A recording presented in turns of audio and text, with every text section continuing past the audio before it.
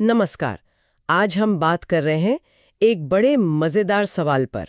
किसी के काम या शौक के बारे में ज्यादा जाने बिना भी कैसे बातचीत में थोड़े समझदार लगें। हमारे पास इसके लिए भीतरी ज्ञान, किसी के बारे में जानना, किताब से कुछ बातें हैं। हाँ। तो मिशन ये है कि ये समझें कि कैसे सही शुरुआती सवाल पूछकर आप किसी भी ग्रुप में एकदम अंदर वाले लग सकते हैं। हाँ, अंदरूनी सूत्र जैसे। हाँ बिल्कुल, भले आपको उस टॉपिक के बारे में कुछ खास पता ना हो। सही। इसकी शुरुआत एक मजेदार कहानी से होती है। किताब के लेखक बताते हैं कि वो एक बार कंप्यूटर डेटाबेस मैनेजमेंट पार्टी में थे। अच्छा। और वहां जो बातें हो रही थी, डोमेन, रिलेशनल, कैलकुलस वगैरह, उन्हें सुनकर लगा भाई ये तो मैं कुछ समझ ही नहीं पाऊंगा। हाँ, बिल्कुल एलियन भाषा जैसी लगी होगी। हाँ। और देखिए यहीं से उन्हें वो आइडिया आया जिसे वो जॉबल्डीगुक कहते हैं। जॉबल्डीगुक। हाँ, मतलब किसी भी ग्रुप या पेशे की अपनी एक खास अंदरूनी बातचीत की भाषा या पहले पूछे जाने वाले सवाल। अच्छा। और दिलचस्प बात यह है कि आपकी जो पहली बातचीत होती है ना, पहला सवाल, हाँ, वो तय कर देता है कि सामने वाला आपसे बात करने में कितनी दिलचस्पी लेगा। सच में? हाँ, किताब में इसकी तुलना टेनिस के पहले सर्व से की गई है। पहली गेंद ही खेल का मूड सेट कर सकती है ना। वाओ, मतलब फर्स्ट इंप्रेशन वाली बात हो गई है। तो जैसे लेखक ने अपना उदाहरण दिया है। हाँ, बताइए। अगर कोई उनसे कहता है अरे वाह आप राइटर हैं, वो ग्रेट अमेरिकन नॉवल कब लिख रहे हैं, तो वो फौरन समझ जाते हैं कि भाई ये आदमी मेरी दुनिया से बाहर का है। बिल्कुल। ये काफी आम सवाल है जो भारी लोग पूछते हैं। लेकिन अगर कोई पूछता है आप फिक्शन लिखते हैं या नॉन फिक्शन, हाँ, तो लेखक को लगता है कि हाँ ये व्यक्ति कुछ समझता है। सही। क्योंकि लेखक आपस में अक्सर यही पहला सवाल पूछते हैं। अच्छा। इससे आप एकदम से ज्यादा जानकार लगते हैं, भले ही आपको फिक्शन और नॉन फिक्शन के अंदर की बारीकियां ना पता हो। ये तो कमाल है। और ये सिर्फ लिखने पढ़ने वालों तक ही सीमित नहीं है, क्यों? नहीं नहीं, बिल्कुल नहीं। किताब कहती है ये हर जगह लागू होता है।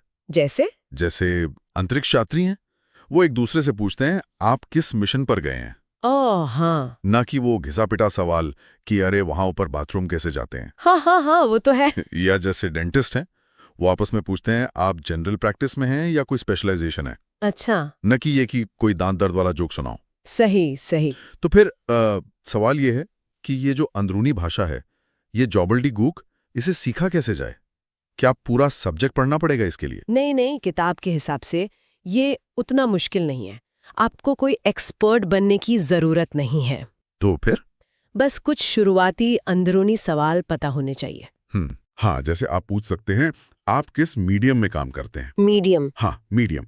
ये पूछने का एक अंदरूनी तरीका है कि वो ऑयल पेंटिंग करते हैं या वाटर कलर या चारकोल या क्या। ओ, समझा। या जैसे शायद किसी सॉफ्टवेयर डेवलपर से पूछना कि वो फ्रंट एंड पे काम करते हैं या बैक एंड पे। हाँ हाँ। ये छोटे छोटे सवाल आपको फौरन उनकी दुनिया का हिस्सा जैसा महसूस कराते हैं। हाँ, ये बात तो है।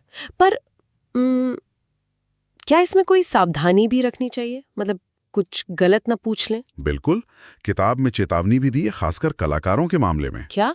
एक तो उनसे ये ना कहें कि अपने काम को शब्दों में समझाओ। वो इसे विजुअल मानते हैं। शब्दों में बयान करना मुश्किल हो सकता है उनके लिए। ठीक है।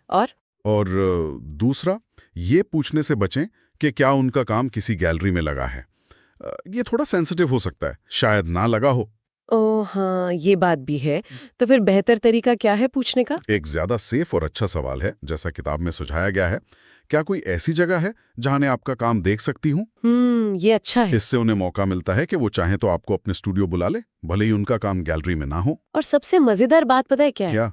किताब कहती है कि जब आप ये अंदरूनी सवाल पूछ लेते हैं और फिर बाद में ये बताते हैं कि आप दरअसल उस फील्ड से हैं नहीं, हाँ, तो लोग और भी ज्यादा इंप्रेस होते हैं। उन्हें लगता है कि अरे वाह, ये कितने जानने वाले और अलग अलग चीजों में रुचि रखने वाले इंसान हैं। पर क्या ये थोड़ा सा दिखावा या चालाकी जैसा नहीं लगेगा? हाँ, शायद थोड़ा सा लग सकता है, पर किताब का तर्क है कि इसका मकसद धोखा देना नहीं है। तो फिर क्या है?